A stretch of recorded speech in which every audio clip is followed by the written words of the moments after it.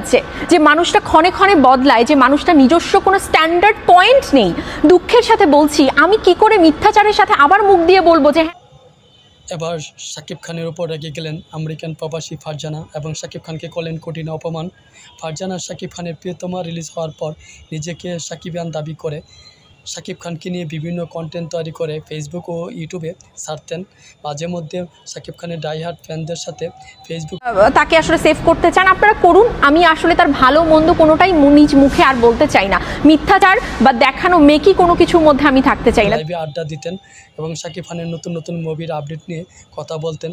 শাকিব খানের শত্রুদের বিরুদ্ধে গিয়ে প্রতিবাদী কন্টেন্ট তৈরি করতেন।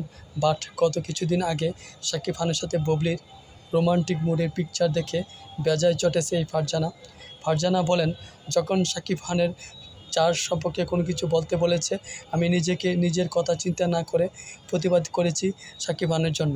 অথচ যার হয়ে প্রতিবাদ করলাম, কিছুদিন পর দেখা গেল সেই মানুষটার সাথে শাকিব খান মিলে গেছে। তাহলে আমাকে দিয়ে কেন সে এমন কাজটি করলো? ফারজানা রেগে যাওয়ার প্রধান কারণ হচ্ছে বুবলির সাথে শাকিব খানের ঘনিষ্ঠ মুহূর্তে পিকচার দেখে। ফারজানা বলেন, যে মানুষের রুচির সমস্যা আছে, যার ব্যক্তিত্ব নেই, তার হয়ে আর কোনো দিন ভিডিও বানাবো না। ফারজানা ভাষ্যমতে শাকিব খান একজন ব্যক্তিত্বহীন নায়ক, যার কোনো মূল্য নেই।